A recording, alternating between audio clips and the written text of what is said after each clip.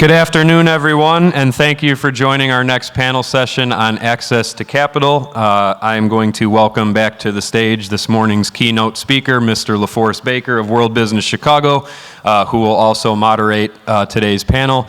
So without further ado, LaForce can get started and introduce the panelists, and then with about 10 minutes left, we'll have a QA session if you have any questions for our experts here. But in the meantime, we hope you enjoy the panel. So LaForce, it's all yours. All right, so, hello. All right, so you all get the pleasure of hearing me speak twice today. If you were here earlier for the keynote, really excited to talk about something that's really near and dear to my heart, which is access to capital. Obviously, capital to me is the gas in your car that is business. You know, to me, if you don't have the capital, it is really hard for your business to go far, right?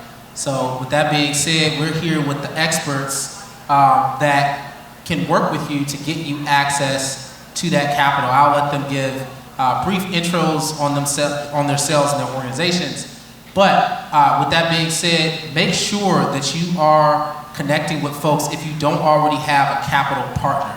Because like I shared in the keynote this morning, you really need to have those relationships, because if you get a contract coming out of this symposium or just in general with a large institution, you will need a banking partner or an investor or something like that to scale. There's no way around that. So with that being said, I'll let everyone just give brief intros and then we'll get into it. Hello everyone, my name is Christine Saffold. I'm a native Chicagoan, born and raised on the South Side. I am the founder and CEO of Chama Capital. My company is focused on connecting women business owners to financing. I've had an over 10-year career in the financial realm, so I've been exposed to a lot of the inequities that unfortunately we're still facing in the industry. So I'm very, very committed through my company to creating connections. First, I focus on women business owners and helping them increase access to financing. Thank you. Manny Flores. I'm the president and CEO of SomerCor. SomerCor is a Chicago-based non-for-profit SBA lending company.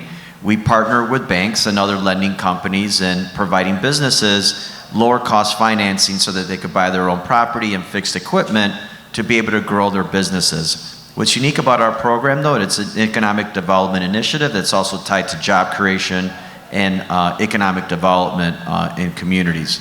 We also proudly administer the Small Business Improvement Fund and also the Neighborhood Opportunity Fund grants for the city of Chicago. My name is Ron Milsap. I'm a director with BMO. I lead our U.S. Zero Barriers to Business program.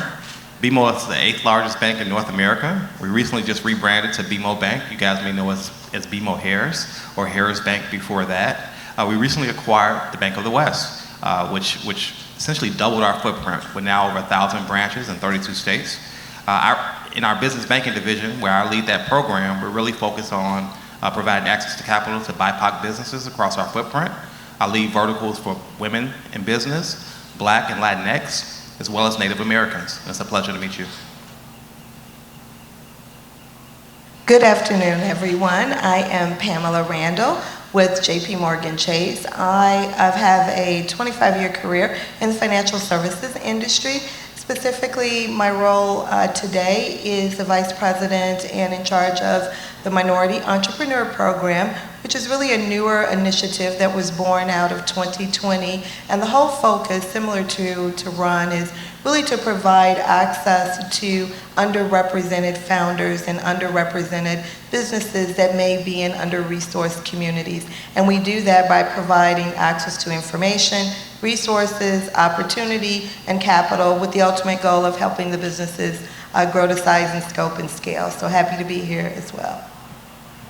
Awesome. So you all heard from the all-star team of financing partners that you could potentially have. So like I said again, if you don't have a financing partner, make sure that you're coming up and you're talking to these folks after we get done with this panel. All right, so we'll just jump right into it. Y'all ready?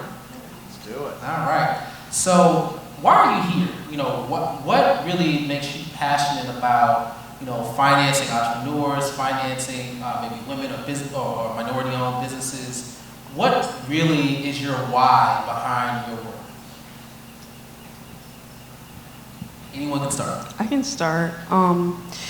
So I have been helping companies access financing for over 10 years now. And unfortunately, we see so many statistics about how difficult it is for women and people of color to access financing. And I think that's an injustice, you know, and I think that there's so much more we can do to help resource. So unfortunately, there's a lot more work we need to do, but we got to do the work if we want to see the change, right? So I think something that I noticed in my work and that we focus on is that some entrepreneurs will find themselves looking for financing in the wrong places. So they're knocking on the wrong doors thinking that a particular type of financing, like an angel investor, is the right fit, but maybe based on the status of where their business is at, may not be the best. So we're here to help guide people in the right direction, and my vision is for my company to help millions of women connect to the right type of financing, get financing for their business so they can support their families and support their communities. So SomerCor is a unique organization. As I indicated earlier, it's a not-for-profit. We are certified by the Small Business Administration. So the question that you asked is a very important one for us, because it's, you know, we have a mission and a mandate to, on behalf of the Small Business Administration, which is the organization, it's a federal agency that's charged with supporting, growing the small business ecosystem. And we are part of that as a lending company certified by the SBA. So our goal is to make sure that we are engaging with business owners such as yours, such as all of you, the City of Chicago, which we have a partnership, and other organizations, including our banking partners that we collaborate with, in ensuring that our small business owners, and in particular businesses of color, women-owned businesses, rural-based enterprises, businesses that have a harder time accessing capital, that they are made aware of the benefits, the programs that the SBA has to offer, and in particular, the SBA lending initiatives that are available.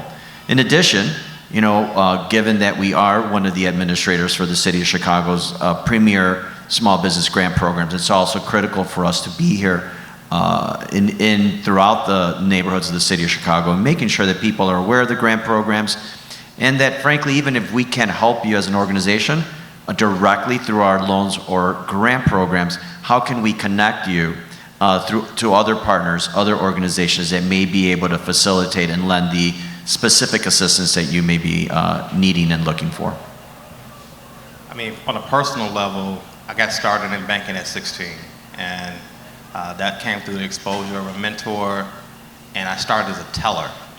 And I was basic processing of transactions, helping individuals, small businesses, nonprofits, and I would come home every summer and I'd get a chance to work in different areas of the bank. So when I graduated from Morehouse College, I decided I wanted to come back home to Chicago to specifically work in banking to make an impact. You know, fell in love with entrepreneurs and the work that they did and the unique stories that they had. Some of the best clients I encountered were those that maybe didn't always have formal education, but they were just really astute business minds and were, you know, highly successful in what they did. So I tried to, in my banking career, be very entrepreneurial, rather entrepreneurial, to mirror that same kind of passion. My mom caught the entrepreneurial bug, published a book, started several different businesses. My sisters caught the bug. My uncles caught the bug. It's one of those things where, like, we talk about closing the wealth gap. You can't close the wealth gap working for somebody.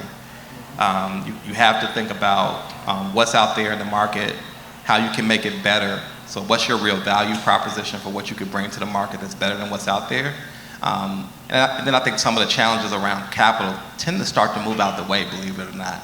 I know Manny has experienced this, I know Pam has experienced this, where you have a business that may be struggling because they don't have like the personal credit scores or the collateral, but if they have a phenomenal product or service, we'll move barriers, literally move barriers to try to help that business, whether that be through nonprofits like SomerCor or community development financial institutions. There are all different types of forms of capital and support out there, but focusing on that passion for small business, the grit, the determination that it takes to do it, because it's not for everybody.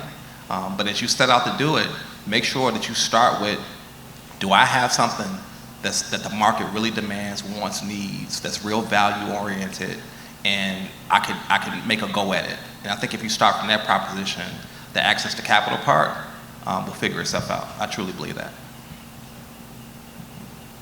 Well, great comments.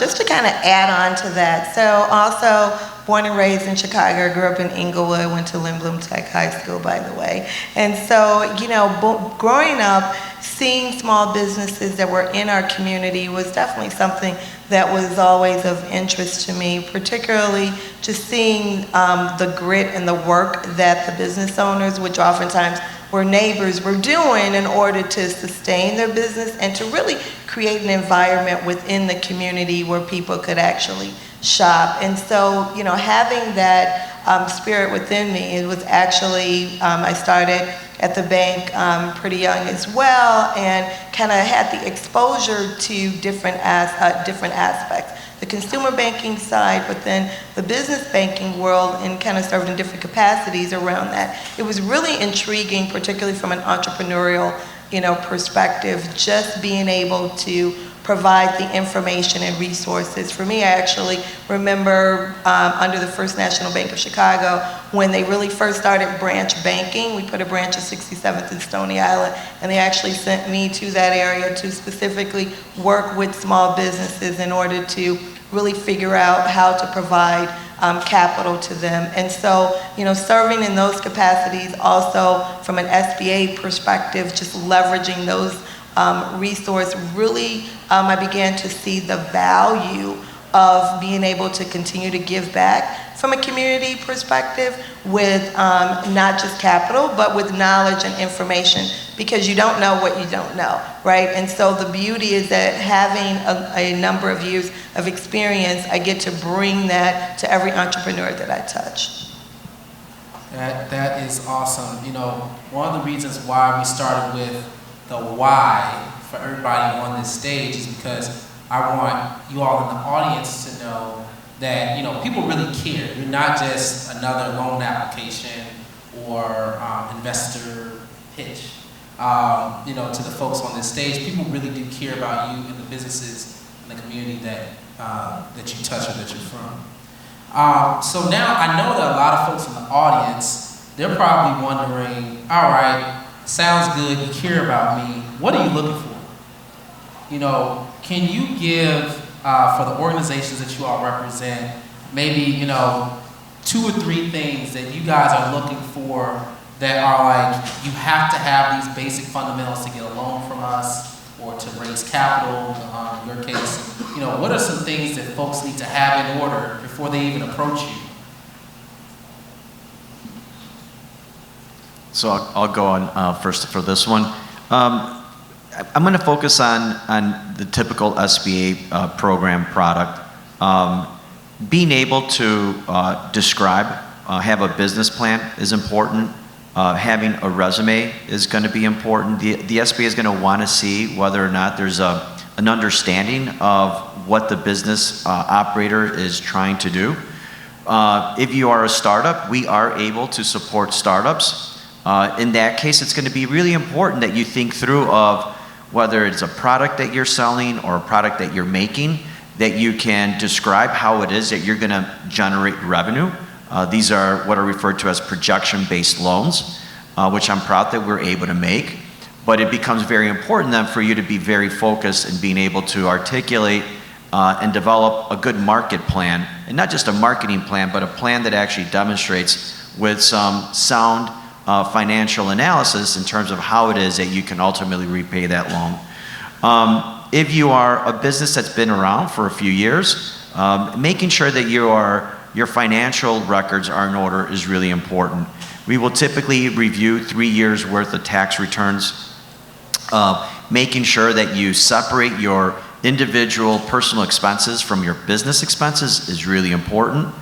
Making sure that you have a good accountant is also critical.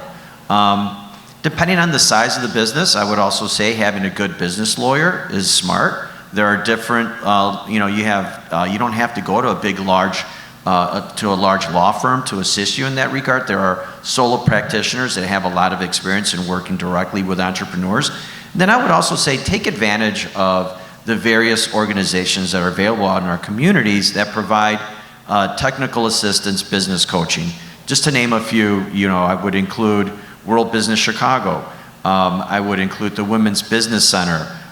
You also have, through the Small Business Administration, a network of centers that are referred to as small business development centers, which provide business coaching and mentoring at no cost. And then also another organization called SCORE that's affiliated with the SBA. So for me, those are some very basic fundamentals, things that to consider in terms of being able to prepare and push for and submit an application, at least with the Small Business Administration. I won't recap anything that Manny talked about in terms of that ready checklist that you need to have when you sit down with any banker, for that matter, particularly when you're talking about borrowing money from the bank. Banks are the most conservative lenders, and typically look for all the 5 C's of credit, and that you come to the table prepared with that understanding. So that's like a level set. In my program, I'm proud that we're able to actually look at that paradigm and actually do things to expand our scope of credit risk. So when it comes to going to BMO, you can go to any one of our local branches. My program is a branch distribution product, so the branch managers and the senior bankers are able to actually help you with that particular transaction. We support small businesses up to $10 million in revenue, but the typical business that I support through our Zero Barriers to Business program is under $1 million in revenue. 80% of the businesses that come through that program are under $1 million in revenue. It's a stated income program, but we still highly encourage that you come with financials, at least for the last couple of years. We also support startups. We do that more through our credit card offering. The basics, I would say, beyond the nuances of an application, is having a relationship. It's always good to have a relationship to the institution that you're seeking to borrow capital from, even before you need to borrow capital. The same way when you're developing relationship capital, you want to actually have given something or supported something before you have an ask. It's no different. Banks want to do business with folks who are doing business with them, and it helps us to mitigate the risk, because then we can see how you manage your current depository relationship and what type of deposits you have at the bank with us. So if you don't know the local bankers at BMO, get to know us. Get to know those branch managers. They're leaders in their community, and they're there to actually give you the full suite of services. So I would say relationship, and credit, both personal credit and business credit. So even if you're a startup or you only been at it a couple of years, getting small credit lines, so you can start to be able to get a small business score that shows you're responsible handling credit. And on the personal side, taking full accountability around mistakes that may have happened. Folks have lost jobs due to the pandemic. You have health issues. You could have student debt, all kind of things out there. But those type of things, actually, from a credit box standpoint, can impair your ability to actually get through a program. If you filed a bankruptcy, you need to be at least 3 years removed from that bankruptcy to get through our program. So it's little nuances like that. You got a 90-day past due another collection debt that may prohibit you from the program. Excessive credit hits. So I know it's a pent-up demand for access to capital and getting working capital for the business. It's not going to be treated the same as if you're buying a car and you're shopping with a car dealer and you're getting multiple hits on your credit. When you go to bank to bank to bank, it shows a level of desperation, and it heightens the level of risk from the algorithms and the systems that are adjudicating that credit decision. We make a decision in 15 minutes. So you literally come into the bank. If you have all of your financial information, we can render a decision in 15 minutes. So that's a sweet part of the program. It goes up to $50,000, and you can get that in the form of a line of credit, a credit card, and/or both. But I'll tell you this, the hardest loan to get is usually the first loan. To be able to get into that program is a stepping stone, because we're going to layer it with relationships and capital, people capital, networks, so that you can begin to grow that business. And then our ultimate desire is that you don't stay within the Zero Barriers to Business program, but that you grow into our traditional business banking, that you grow into our commercial banking. Wouldn't it be something awesome to start with a business at $1 million, see them grow above 10 million, and then be working with a commercial banking partner because now they're over 100 million in revenues? I'm gonna tell you, it's absolutely possible. And that's driven by you, the entrepreneur sitting in the audience.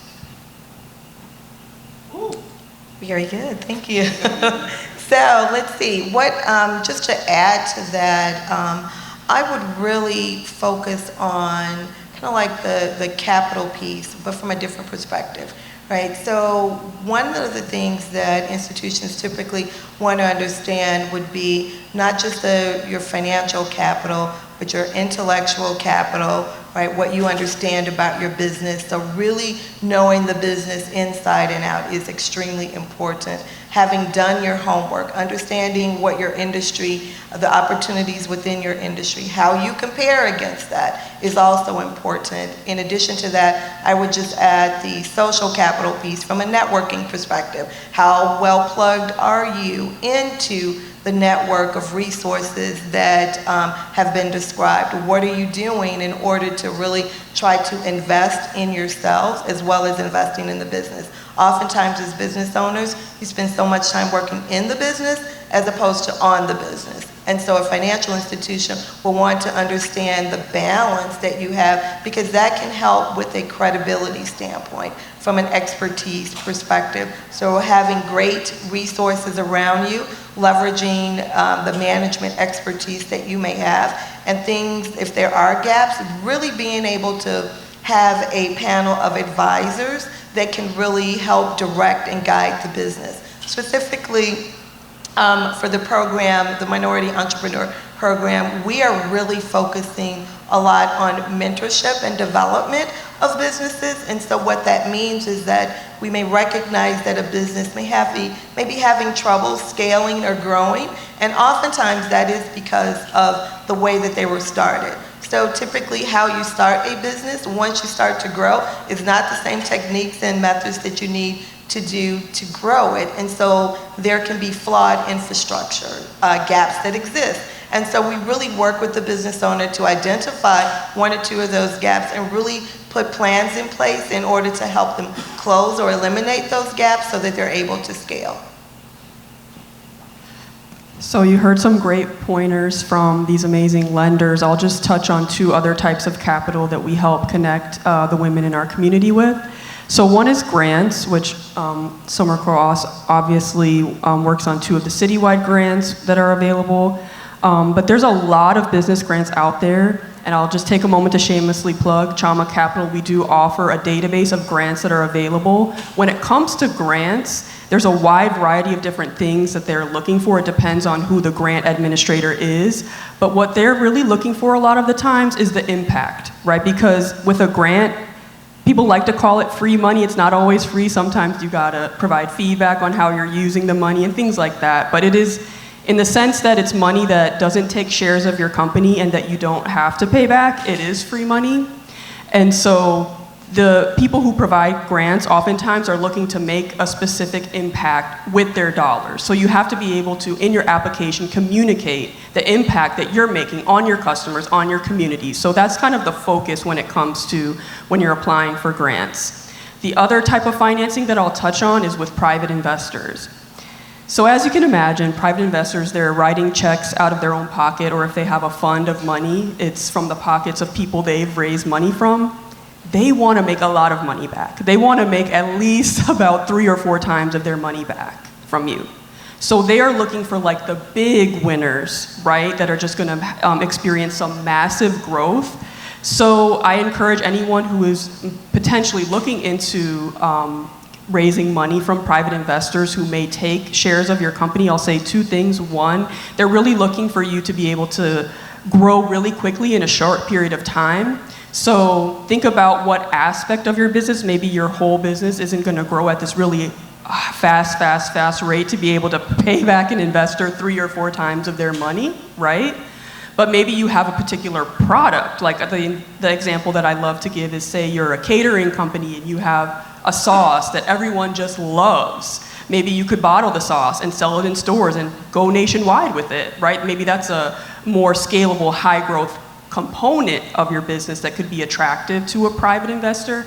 And the second thing I'll say is to remember that you don't want to give up too many shares of your company, right? There are a lot of private investors, just as a cautious, friendly word of warning, right? You don't want to be giving up 50, even maybe even above 25% of your company. That's a lot of your company to give up to one or a couple of investors. So just when you get, I think you mentioned having a good lawyer, that's where this can really, really help, because you want someone who can help you review your contracts and see that you're getting a fair deal, because giving up a lot of the shares of your company, it's expensive. It's the most expensive form of capital that there is. So I just wanted to just give that word of warning about paying attention to your numbers and your contracts and holding on to you've worked so hard on your business, right? You don't want to give up so much of your company. I think that was great advice. I hope you guys are taking notes because that was great advice. And one thing I actually want to add to your point, if you go down the investor venture route, eventually you need to sell, correct? So eventually you need to sell your company. So that is one thing to keep in mind. If you want more of like a business that maybe you're like passing down to your kids and stuff like that, it might end up being more like the banking route, because you can get access to the capital, but you don't have to sell that business. One question I know that is probably on a lot of folks' mind, because they see it in the news every day. You know, they say we're not in a recession, but at the same time, obviously, we're getting recessionary vibes at the very least. You know, have you kind of changed any of your practices, or has it become more challenging for entrepreneurs in this recessionary environment to raise capital? Are there some things that entrepreneurs can do to be more competitive and get access to a loan, just given that, again, you know, interest rates are a little bit higher, things like that, that they have to keep in mind? I was just reading Jamie Dimon's comments about Bidenomics, and it was interesting to read his take on Biden focusing on the middle class and all of the stimulus that has recently been put into the economy and what that's done to spike inflation and obviously interest rates. So sitting on the front burner of that in our business, we've clearly seen the risk spikes go up, particularly around past dues, charge-offs, and other collection items. And I think it's one of those things where, like, in the early days of banking, when I came up in banking, there was probably a sentiment that in business, if you had a foreclosure or a bankruptcy or any of the real bad boy activities, it could really preclude your ability to get banking in the future. So yes, people don't want to lose their home, so that's usually the first thing that they'll pay for. But there was also much stronger sentiment around being really responsible around the business debt that you took and really owning it and paying it off. In fact, in the black church, there's ceremonies to burn the debt, right? Like, you get really excited when you can take that big mortgage, build out the church facility, and then have a celebration that the debt has been burned off. And I would say this economy a little bit, what we're starting to see is a different sentiment around failure in business, a different sentiment around walking away and throwing in the towel in terms of kind of a get rich or quick instantaneous success. Success is not instantaneous. Success is often painful. Success is often hard. And success is oftentimes not the type of tactics and behaviors that we want to do, but we have to discipline ourselves to go out there and attack every day. So I think banks are getting smarter because we're starting to learn how to better handle fraud. We've seen a lot of fraud over the last 5 to 10 years in banking, and particularly seeing that spike kind of coming out of COVID. You look at, once again, all of the stimulus, and I think it sometimes pacifies people to believe that they just don't have to take the same kind of accountability and responsibility. So what I say for my BIPOC audience, we don't often get those second chances with business debt and business failure that we see maybe a Donald Trump get. So just be careful that when you take an obligation that you're really committed to owning it, seeing it through, and not making excuses around it. Be accountable around a few things, and I think it'll truly help you in the success of your business, because in economies like this, that's the reason why banks tend to tighten their belts. Once again, we're protecting depositors' interests, so we have to be careful not to take too much risk and put too much money out the door. I'm grateful that while I've seen things tighten generally around the bank, I still have a lot of provision in our zero barriers to business program to continue to get money out the door. We're lending.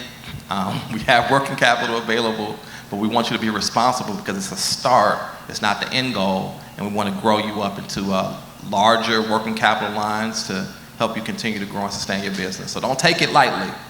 I'm not being hypocritical here. I'm just telling you the truth, and you need to mentally burn it into your head, right?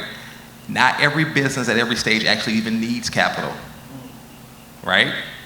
Some service businesses don't even need capital.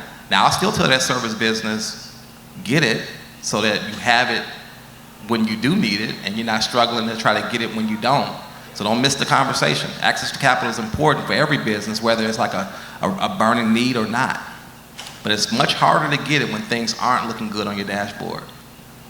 When the net income and the profit isn't there, when the margins are being squeezed. So you want to establish these habits, behaviors, and get this access even before the hard times. The hard times will come, and when they come, don't run. Come sit with your banker.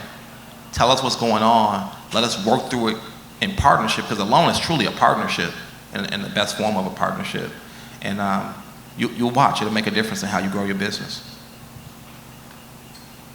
Yeah, I would echo Ron's comments around that. Definitely spot on. The one thing that I would add to that is, as it relates to, if we look at our specific program, which is really around like mentorship and development of businesses, some of the things that were mentioned can at least be minimized if, for example, you have that sound infrastructure in place, that you have a contingency plan in place, that you've worked to understand what your margins are, you know, how quickly you typically are able to turn an accounts receivable into cash.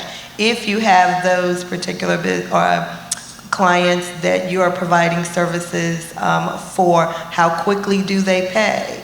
You know, those kind of things can be predictive on what can happen to the business if, for example, things stop. So we always, I would just say the importance of being able to diversify your revenue stream at any given time is crucial, because if one area dries up or it is decreased, then you still have the other areas from a revenue standpoint to draw from. And so really ensuring that you have a strong resiliency plan in place, and that you are really preparing for what could happen, and having those conversations with a banker or an advisor can really help prepare for things that that can happen just from an economic standpoint, or just unforeseen changes within the business. So that is definitely something that I would encourage the business owners to really try to take advantage of, by truly digging deeper into your business and kicking the tires and understanding the risk that you're taking on, and determining if the risk level that you have in terms of the businesses that you're doing business with and where you're getting your revenue from will not have a negative impact if at any point doing business with them is no longer feasible for either party. I just wanted to emphasize that communication is key. I unfortunately recently had a woman business owner that I know who had to shut down her business because she, unfortunately wasn't able to pay back some of her debts. She waited until it was too late to speak up about it. If she had, come and spoken to her banker a year earlier, potentially things could have been worked out. So I think sometimes in our community where we can be afraid to speak up if things are starting to not look so good, but the sooner you speak up and communicate and you're honest, I think we really value that honesty and that being forthcoming and transparent with your capital partner about what's going on. The sooner you speak up, the better, and there's actually more a chance that things could be worked out when we speak up sooner. I wanted to say one other thing, and that is, don't be afraid to raise your prices. Can I say that? Yeah. Don't be afraid to raise your prices. I know sometimes as business owners we can be afraid and we think we're going to lose customers if we raise our prices. You'll see if you really look at the stats, a lot of the times the fall off that you see is not as significant, especially if you're really providing that valuable service and you're communicating well with your customers what's going on with you and why the change is happening. So don't be afraid to raise your prices if it's going to help bump up that revenue for you to be able to, get profitable or stay profitable. And then the other thing to just keep in mind, if you are in a position where you're raising capital, things are strong, and you have a big growth opportunity that you're looking to raise capital to support you in, I would recommend just looking out a little bit further or looking for a little bit more than you might have if we weren't in this recession vibes time that we're in. So if maybe you were just looking for 12 to 18 months of funding, maybe take it up to 18 to 24 months of funding. So just think about maybe extending that runway or that kind of period of time that you're looking for the capital to help support you. This is great. I think, one big thing that kind of stuck out, I think, between what everyone has shared so far is that, first off, you need to start early looking for the money. Like, if you need the money tomorrow, probably not get it. So with that being said, like, you need to start, building those relationships or going back to the relationships you already have so that you can get access to the money you need. Another thing I think that stood out to me was what you were saying, like extending that runway, maybe asking for a little bit more than you might project that you need just because of contingency. I mean, things end up being more expensive. Things take longer than you might expect, things like that. So I think that's really smart.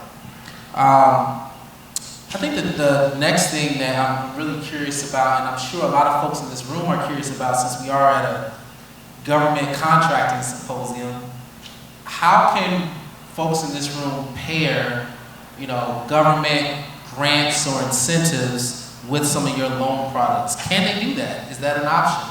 And I know, Manny in particular, you're probably an expert on this since you give out some of those grants. So just curious, like, how can folks pair some government incentives that they might get access to, maybe doing some of these contracts with your loan products or with maybe venture capital? Is that a possibility? So that's why I really encourage all of you to familiarize yourselves with the various organizations like the Women's Business Development Center, World Business Chicago, the Small Business Administration alone, the website, the amount of resources and information that are available, as well as the small business development centers.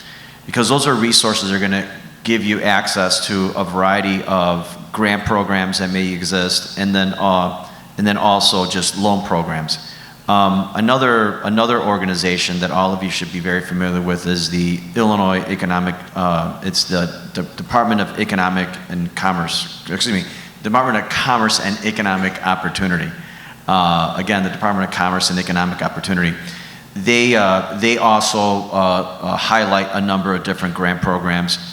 I've just been informed, and the Illinois Treasurer's Office also has initiatives. I've just been informed that the Illinois Finance Authority is going to be coming out with a loan program as well. And a lot of these initiatives are done in partnership with other lending institutions, where you may have a partnership between a nonprofit such as ours and a bank or another private lender. The 504 program itself is an actual example where you have two loans. One loan from the SBA that is going to be lower cost financing, typically a longer term rate, 20 or 25 years fixed, paired up with a conventional looking loan that's going to come from a bank. The banks like to do those kinds of loans because now what it does is it reduces the amount that they have to lend. And so in that respect, they also get to lend more to smaller businesses. So in the kind of environment that we're in right now, the SBA 504 loan program is an exceptional financing tool to still allow small businesses that are looking to buy their own real estate or make an investment in buying equipment that you may need to do some Department of Transportation work or other capital intensive work. The SBA 504 loan is a program. I would just say though that doing your homework up front is important. While you do have a lot of grants and you do have a lot of loan programs, you don't always have though also that synergy. Sometimes certain grants don't play well with certain loan programs. So just understanding, doing the research up front is what you want to do. as well as the type of financing that you may be looking for, and as well as, you guys don't get upset with me, the types of banks that you want to do business with.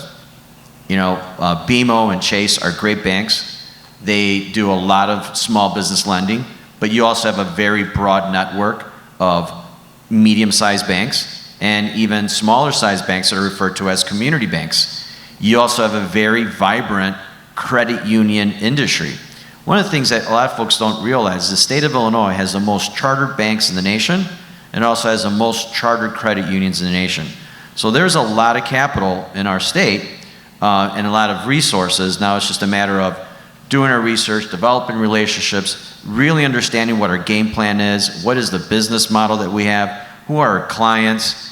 Understanding our cash flow is also extremely critical because it goes to some of the points that Pam made in terms of also understanding the viability of how it is that we're gonna evaluate your loan application to make sure that ultimately you can repay back that loan.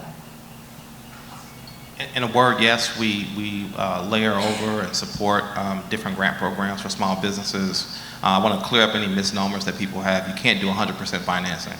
So to the extent that you have identified a grant opportunity, banks will still look for skin in the game. So just be mindful of that. I tell people as a rule of thumb, think no less than 10% in terms of making sure you got some skin in the game with some of these different programs. And depending on the program, even with the NOF, the large and the small program, they have their own layered requirements that require that the developer has some skin in the game. So be mindful of that. So banks will find a way to work. We've successfully supported businesses through those programs before. I will admit that they are challenging. So it requires that there's a partnership as well as the business owner being quite knowledgeable how to work through and process some of the hurdles, right? If it was easy, they'll give it to everybody and everybody would be able to successfully do it. It is not. It's a real challenge. So that's pretty much all I would say about our support of other grant programs. Yeah, same with, again, echoing Ron's comments, spot on, just from a traditional banking institution perspective, we would follow the same process. The one thing that I would add to Manny's comment regarding cash flow, I don't know if you've heard the term cash flow or cash is king. Oftentimes people say that. I actually say cash is queen, for the record. Well, queens are, the better, right? I mean, we know in the chess is, king. I mean, it's a queen. You want queens. So I'm with you. Yes, agreed. I'll just quickly say that when it comes, if you're considering private investors, that there used to be a bit of a perception that if you're getting all of these grants, that it was kind of looked upon negatively, that when you're trying to raise capital later, like, why did you get all of these grants? Why not just be a nonprofit if you were just gonna kind of be dependent on grants? But that perception has gone down a lot, so it's not something that you need to necessarily be worried about. So I would just say, focus on growing your revenue though. That's really what's gonna be the most attractive. But if you have some grants, that's great. And just kind of showing how you've used those relationships that you've built through the grants, that can actually really help you as you're seeking capital. All right, so we'll do one more and then we're gonna move on to Q&A. So, last question that I think a lot of folks are wondering is like, when do they get started? Like, should they, reach out to you now for investors if they're like, I have a highly scalable product? Do they need to already be making money already? With you all's loan products, if they have a startup business, should they reach out to you right now? Should they wait until they maybe have a couple of years under their belt? When should folks get started, trying to develop a relationship with you, banker or investor? I'll start with this one. I think we're getting smarter as bankers and community development practitioners, and we're trying to build a better ecosystem. So I'll start there. I love the collaboration of this panel. I love the idea that you need a community bank, a CDFI, a regional, and a large national, some credit unions, all kind of mixed into the cocktail of capital access. And I would say the moment you know you got a real bug and entrepreneurial bent, that you start to really start building those relationships like yesterday. Because you just never know what that can do to help you down the road. It could be 10 years later, you cross the path of somebody that you connected with here today, and they can be the gate, the key, unlock the lock, and put you in a position where you can move your business forward. I see Letty, how you doing? And it's one of those things that we celebrate through our programs, that when we can take a small business owner, highlight them with a grant, give them visibility and reach across our footprint, that those kind of relationships matter, and they matter because of people, not institutions. So it's going to be a person on the other end of the phone that recognizes you when you come through the institution. It's going to be a person on the other end of the application that's reviewing it and making an ultimate credit decision. They're not doing it with bias, because we try to remove as much of that as possible from the process. But I would say to you, like, just think about the power of someone knowing and advocating for you in a room behind a closed door that you can't get access to, but they can. Why wait to start to develop those relationships?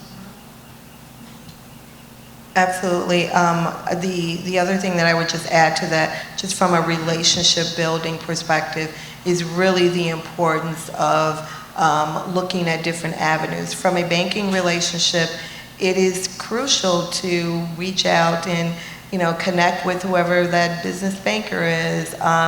Oftentimes we see that people believe they have a relationship with the financial institution. They really have a relationship with the teller, because they may come in all the time to you and it tends to be more transactional. So, I would definitely encourage you guys to, if you don't have a relationship with your financial institution from a business banking perspective, even if you're not ready for access to capital, still do that, because they can continue to advocate, to Ron's point, for you. And in addition to that, the amount of resources that they can have can also help from different perspectives. Maybe you're just trying to connect with another company to create a strategic alliance to do business with, or maybe you're trying to make connections with other institutions that could provide additional resources or networking opportunities. So I would encourage everyone to really start building that relationship, to Ron's point, just like yesterday, and continue. And the last thing that I would say is, don't be afraid to go back, right? So you build the relationship and then you're like, well, I don't need anything at this point, so I'm just gonna hold off. Continue. We have situations where people will just want to set up quarterly touch points. Hey, just to give you an update, here's where my business is today. Here's what we're thinking about. That way, you're including the banker and other advisors alongside of you for your journey, as opposed to coming in at the final hour when you need to really execute from a capital perspective. So you definitely want to be past idea stage, ideally generating some revenue, right? There are some grants and some early stage investors who will invest before you have revenue, but there has to be some real signs of what this word traction is, kind of this magic word that doesn't have a very easy definition, but that there's demand for your product. So I would say if you're very, very early on and you haven't generated revenue yet, which I know that may not apply to too many in the room, but maybe you have another idea, a business idea you're working on, just remember that there has to be some demand that you found. So I would focus in the early, talk to your customers. That's gonna be the most important thing in your early days, and the whole length of your company, right, is talking to your customers, knowing their needs are gonna change, really know the ins and outs of your customers' needs.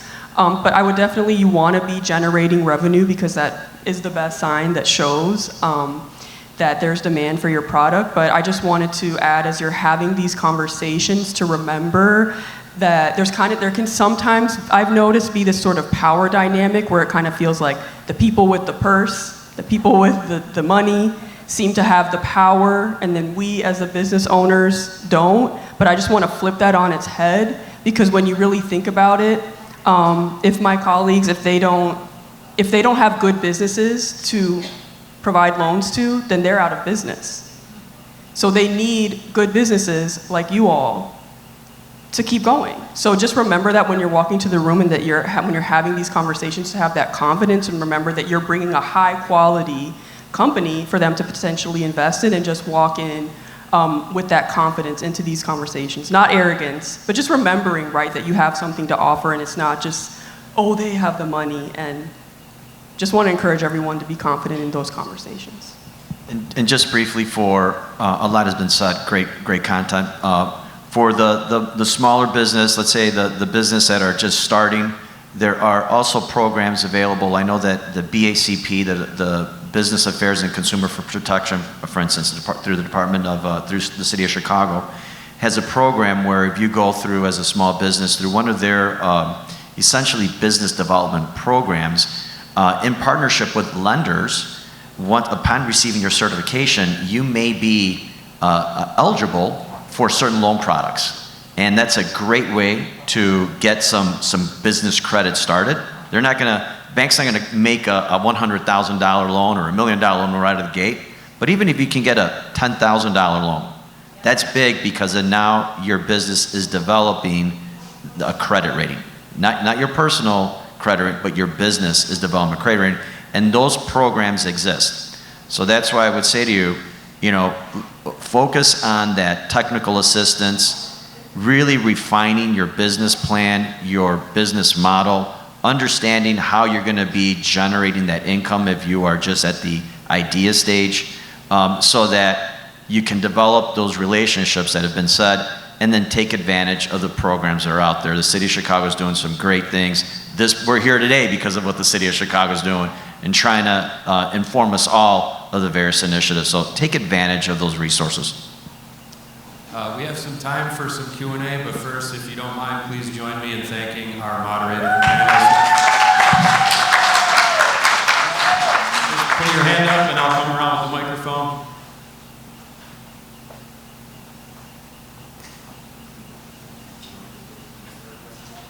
Good afternoon. Thank you so much. I have a two-part question, and thank you for saying you need an accountant and a business lawyer. And that's what I do. My business is working with small business and make sure they have the legal plans and their business plus to get started. My question is, now I'm working with, because I'm a coach, and I work with individual organizations, individual groups who are starting their own business. Everybody does not have that squeaky clean credit. And that's one of the biggest challenges that some of my clients get deterred away from. And they got skin in the game, but sometimes it's still not enough. And the other part of the question is that sometimes even when they try to open up a business account with one of the traditional banks, they're requiring them to have such a high bank balance at all times when you're just starting, and you can't always maintain, just going throughout the number, $5,000. So a traditional bank might not be their way to go. That's one of my questions. And the other part of the question is, I was interested in the lady at the end here, to my left. SomerCor, would that be a place where somebody does not have a good credit score or cannot maintain that high balance to have a business bank account? Would that be an alternative? And the man who's talking about the business affair, thank you for that information, going through a business development center. And that's one of the biggest challenges I try to tell my clients. You need to do that. They're so busy running their business that they don't know how to take care of their business. And that's what I do, to help you take care of your business and get all this information. On the banking side, I'm proud to say that BMO has product, and you can keep anywhere between a $250 and $500 average balance and be able to come in and get a small business account. We also have a credit builder product that businesses can actually start getting on that journey. The individual, the guarantor, can start getting on that journey to positively starting to rebuild their credit. It's products, their services, and then there's a lot of relationship opportunities. But I want to clear up a misnomer. There's prime credit and there's subprime credit. To bank conventionally, you're gonna have to have prime credit. So don't run from the hard task of rebuilding what may be a negative credit situation, because it's gonna benefit you in the long run, both on the business and the personal side, to show that you can have stability in how you manage access to capital, because that's how there's parts of the system that are broken. There are a lot of flaws for those that are credit invisible, but we try to make the most of the system that we have. You cannot cheat the process of building good personal and business credit. And if you try to cheat that process, it's only going to catch you in the long run. What is prime credit and subprime? When I say subprime, that's where if you go for a car loan and you have a subprime credit score, you're going to get a 26% interest rate, right? Versus if you go into a bank, you may be able to get like a 4 handle right now on a car or a 5 handle on a car. Interest rates are high, so that's the conversation. Same thing with a mortgage. You're going to see 6% or more on a mortgage right now. But if you on the lower end of the credit, you got 540. There may be mortgage programs that support you, but you're going to have a higher cost to close that loan and a higher cost of capital to borrow that money over time. So I just tell people, like, if you're fretting over this part early on in the early stages of your business, what happens when you have even harder business challenges? So if you're going to run from like it's like, okay, I'm starting a foundation. My foundation in business and personally and borrowing other people's money is credit. I'm not building my house without a solid foundation, and don't run from it. So just thank you so much for your question. To be clear, Chama Capital, we don't currently offer financing directly, but we make connections to capital providers. And we do have one partner that does have a 0% balance requirement. That's Grasshopper Bank. They focus on the startup economy, so wanted to throw that one resource out there for you. I think you should also take a look at Allies for Community Business is also an alternative, which is a CDFI in the city of Chicago, and we all partner with them. I think what I would say is, in rebuilding that credit, it's going to be critical. So there are some organizations out there that do not look at the credit score, but you still have to, to Ron's point, you gotta, because even an SBA loan. And we're stretching to try to help that small business owner. There are limits, and if the credit score is not strong, we can't help you, and that's and we want to help you, but there are limitations. So, but there are some places that you can go to work in repairing that credit, and I would look for organizations that don't look at the credit score for determining the loan eligibility.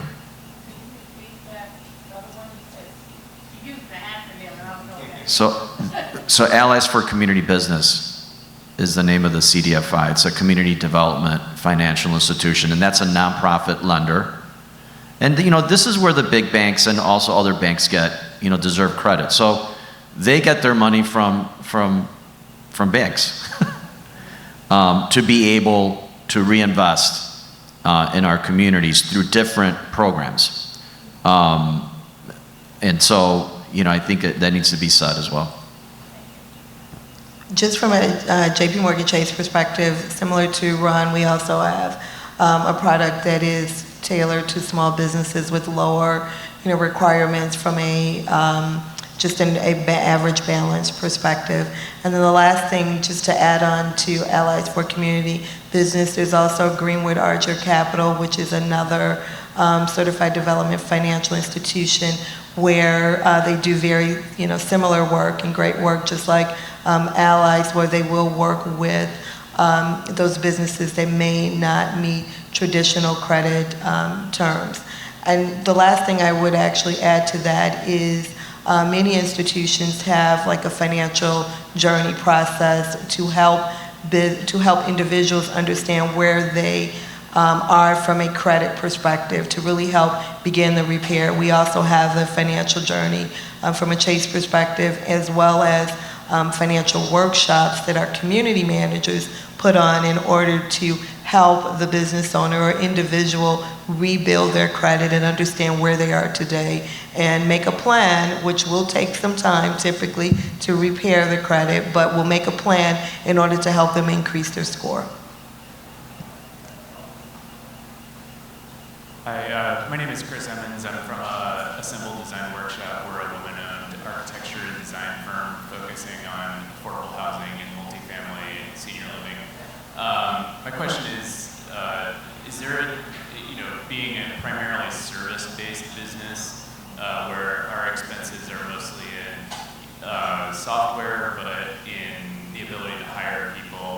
get work done, and where the payment might come late, especially for certain types of projects. Is there certain ways that we should look at the ability to raise capital differently than a business that might have more assets that can be later sold if need be, or other ways to look at that? Thank you. So because look, I love the SBA 504. So I'm going to say what I advise a lot of small businesses, especially if you're established, and it sounds like you are. If you have the opportunity to buy your facility, do it.